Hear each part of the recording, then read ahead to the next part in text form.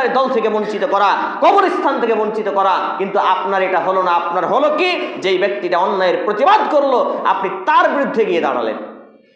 বলুন, আপনি আল্লাহর গোলাম নাকি শয়তানের গোলাম নাকি সমাজের গোলাম? সম্মানিত উপস্থিতি ভাই এবং বন্ধুগণ, এই পুরো জানুয়ারি মাস জুড়ে আমি মুর্শিদাবাদের বাইরে বিভিন্ন প্রান্তে বক্তব্য খুতবা দিয়ে একটা অভিজ্ঞতা অর্জন হলো। এইদিকে মালদা থেকে শুরু করে এইদিকে আপনার ভরতপুর, চাঁদপুর, কান্দি, তারপর হচ্ছে আপনার আমঘাটা, তারপর এই বিভিন্ন জায়গাগুলো, শেখপাড়া, কাহারপাড়া, ইসলামপুর, বিভিন্ন জায়গায় এই পুরো রমজান এই জানুয়ারি মাস জুড়ে আমি সফর করে আসলাম। সব হানাফি এলাকা, নতুন নতুন ব্যক্তিরা সব আহলে হাদিস হয়েছেন, কোরআন এবং হাদিস ইসলামী সাহিত্য পড়াশোনা করে, জন্মগত সূত্রে নয়। বাপ আহলে হাদিস জোরে আমিন বলে বলে আহলে হাদিস এমন নয়, অথচ ৫ ওয়াক্ত নামাজ পড়ে না, এরাও নাকি আহলে হাদিস। জোরে আমিন আর পায়ে পা মেলানো যদি আহলে হাদিস হতো তাহলে হানাফি হওয়ার প্রয়োজন ছিল না।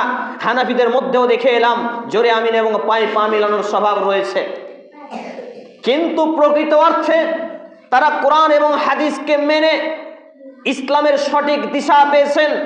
জোরে আমিন বলার কারণে মসজিদ থেকে বের করে দিয়েছে, পায়ে পা মেলানোর কারণে মসজিদ থেকে বের করে দিয়েছে, সমাজ থেকে বঞ্চিত করেছে। ২-৪ লোক সমাজ থেকে দূরে বাপ মা ছেড়ে জানের ঝুঁকি নিয়ে ইসলাম পালন করছে। কখনো দেখলাম বিভিন্ন দোতলার উপরে একটা নামাজের জায়গা করেছে, কারণ মসজিদে ঢুকলেই তাদেরকে হত্যা করে দেবে। এইরকম পরিবেশ পরিস্থিতিও দেখে এলাম।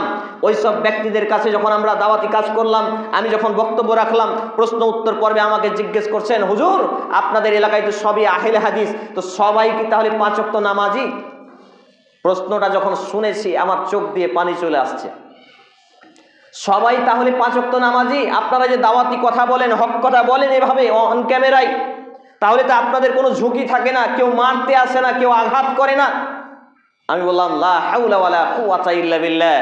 আহলে হাদিস আপনারা যাদেরকে ভাবছেন এরাই আমার এবং যারা হক কথা বলে তাদের চরম শত্রু। আজ থেকে প্রায় ৯ থেকে ১০ বছর আগের ঘটনা, যখন আমি বললাম কোরআন এবং হাদিসের সঠিক কথা মানুষকে বলতে হবে দলিল দিয়ে, আর মানুষকে শুনতে হবে দলিল দিয়ে। আমার মতো ব্যক্তি এখানে যে খুতবা দিয়ে চলে গেল, কোরআনের আয়াতের রেফারেন্স নেই, হাদিস নাম্বার নেই, আর কিছু নেই, এই বক্তব্য শোনা যাবে না। এই ব্যক্তিকে দ্বিতীয়বার খুতবা দিতে দেওয়া যাবে না, এই ব্যক্তির বক্তব্য বক্তা হিসেবে আনা যাবে না। এই কথা বলার কারণে কোনো একটা সংগঠন ইসলামের নামে সংগঠন করে বেড়ায়, একত্রিত হয়ে রাত্রিবেলায় অন্ধকারে ৪-৫টা লোক মিলে আমার মাথার উপরে মেরেছিল, আঘাত করেছিল, যেই ব্যথা আজও